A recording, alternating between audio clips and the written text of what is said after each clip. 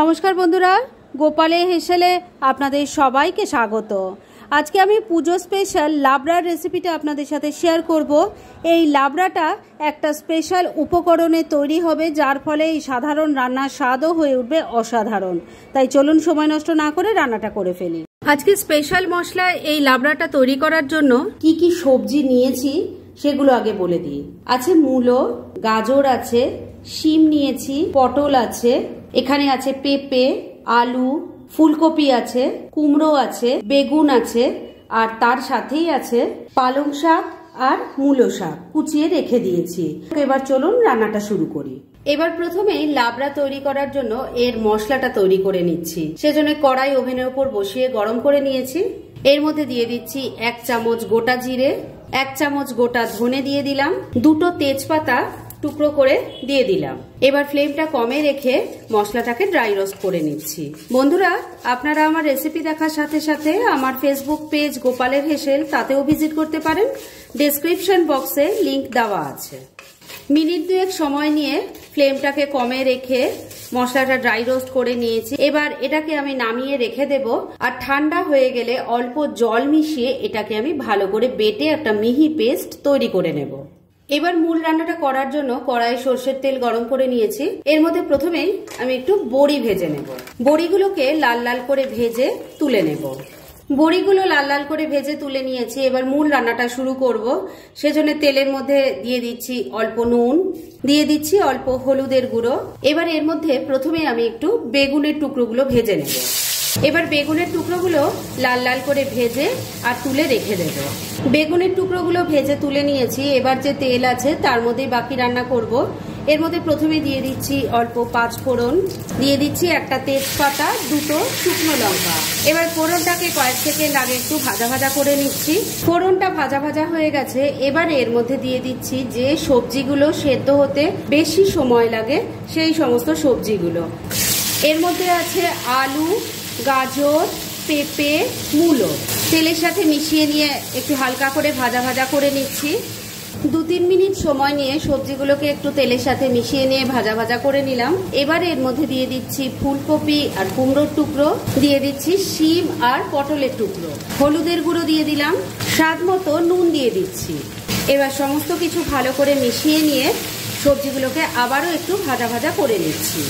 Minute 2 সময় নিয়ে আবারও সবজিগুলোকে সবকিছুর সাথে মিশিয়ে নিয়ে একটু ভাজা ভাজা করে নিলাম। এবার সবজিগুলো যাতে একটু সফট হয়ে যায় সেজন্য ফ্লেমটাকে লো আর মিডিয়ামের মাঝামাঝি রেখে ঢাকা দিয়ে 3-4 মিনিট রান্না করে নিচ্ছি।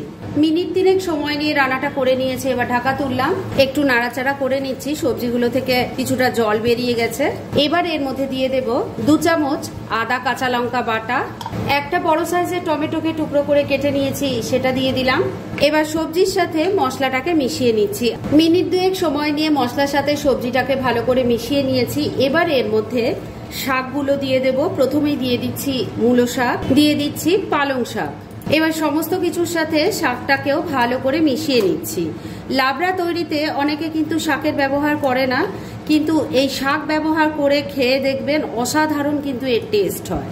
কুচনো শাকগুলোকেও আমি ভালো করে সবকিছুর সাথে মিশিয়ে নিয়েছি।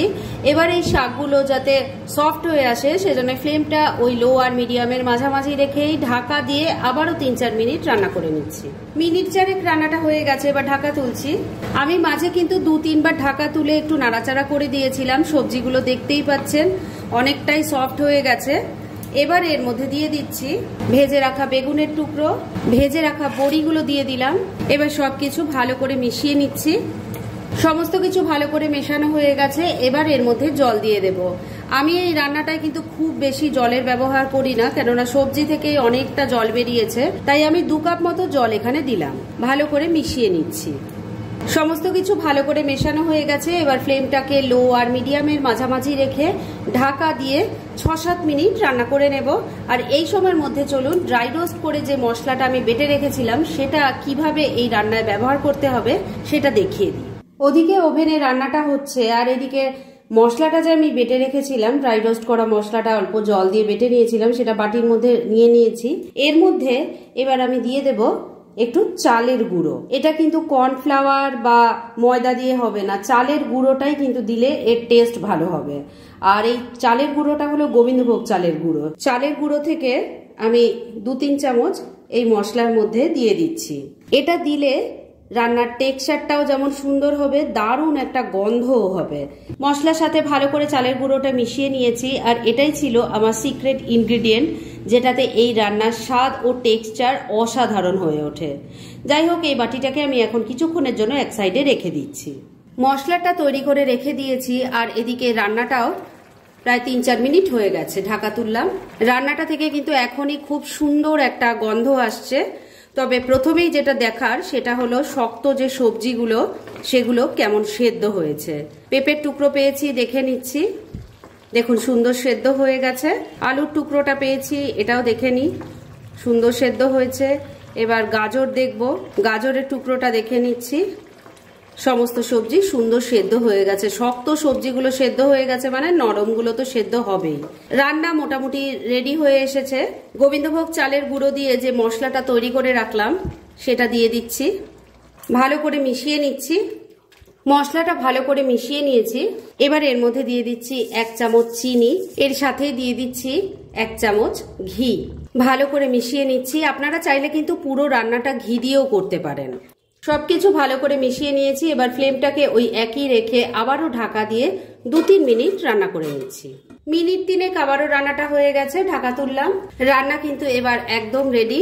আর মাঝে আমি একবার ঢাকা তুলে একটু নুন মিষ্টিটা চেক করে নিয়েছিলাম, আপনারাও দরকার হলে সেটা করে নিতে পারেন। এবার গ্যাসটা তো বন্ধ করে দিচ্ছি। মিনিট 2 জন্য এবার তরকারিটা একটু ঢাকা দিয়ে রেখে দিলাম, আর তারপর সার্ভ করে আপনাদের দেখাচ্ছি।